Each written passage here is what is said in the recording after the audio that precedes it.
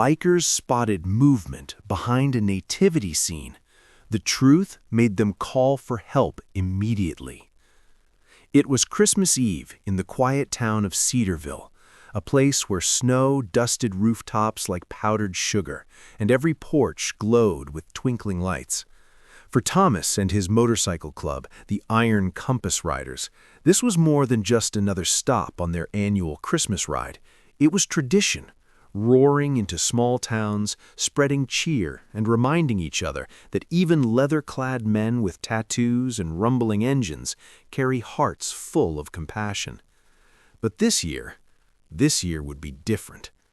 As the bikes rolled to a halt near the town square, Thomas noticed something odd. Behind the glowing nativity scene, where Mary, Joseph, and baby Jesus stood serene beneath a starlit sky, there was movement, a flicker, a rustle. Not wind, not an animal. He dismounted slowly, boots crunching on frost-kissed gravel, and approached. Bikers spotted movement behind a nativity scene. The truth made them call for help immediately. It was Christmas Eve in the quiet town of Cedarville, a place where snow dusted rooftops like powdered sugar, and every porch glowed with twinkling lights. For Thomas and his motorcycle club, the Iron Compass Riders, this was more than just another stop on their annual Christmas ride. It was tradition, roaring into small towns, spreading cheer and reminding each other that even leather-clad men with tattoos and rumbling engines carry hearts full of compassion. But this year would be different. As the bikes rolled to a halt near the town square, Thomas noticed something odd. Behind the glowing nativity scene, where Mary, Joseph, and baby Jesus stood serene beneath a starlit sky, there was movement, a flicker, a rustle.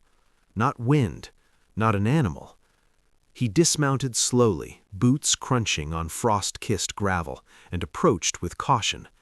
Peering behind the wooden stable, he found him. A boy, no older than 11 or 12, curled up in a threadbare jacket, shivering, eyes wide with fear. "Hey, son," Thomas said gently, crouching low so he wouldn't loom. "You okay?" The boy hesitated, then whispered, "I didn't mean to hide here. I had nowhere else to go."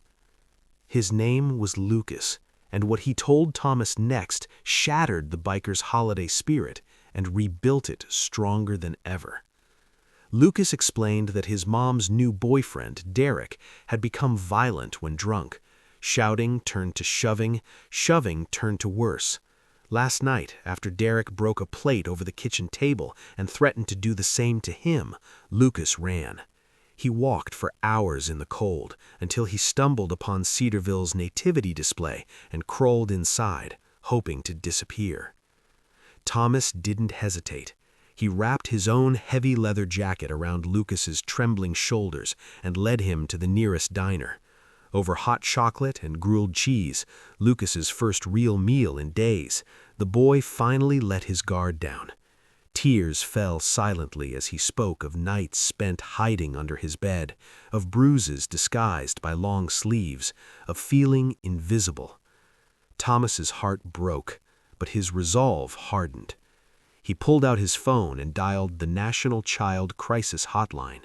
Within the hour, a kind-faced woman named Melinda Daniels from Youth and Family Services arrived. She listened, assessed, and within moments arranged emergency foster placement for Lucas with a licensed family just outside town. Before Lucas left with Melinda, the rest of the Iron Compass Riders gathered around. One handed him thick wool socks. Another gave him a beanie stitched with their club logo. A third slipped a $20 bill into his pocket for comic books. They didn't say much, just nodded, their eyes saying everything. You're not alone anymore. Months passed. Thomas never forgot Lucas. He checked in with Melinda occasionally, always relieved to hear the boy was safe, thriving in school, and beginning to trust again. Then came the update that changed everything. Lucas's mother had finally sought help. With court-mandated counseling and substance abuse programs, she'd cut ties with Derek, at first. But then, something unexpected happened. Derek, sober for the first time in years, enrolled in anger management, got a job at a local auto shop, and began attending therapy. Slowly, painfully, honestly, he changed. After months of supervised visits and family counseling, Lucas was reunited with his mom, and even Derek, now a different man. A year later, the Iron Compass Riders returned to Cedarville for their Christmas ride. Snow fell softly as Thomas parked near the town square. And there, beside the nativity scene, stood a small bronze plaque embedded in the ground. He stepped closer, breath catching in his throat. It read, "For those who needed shelter before anyone noticed," in memory of kindness that arrived just in time. Just then, a familiar voice called out, "Mr. Thomas?" He turned.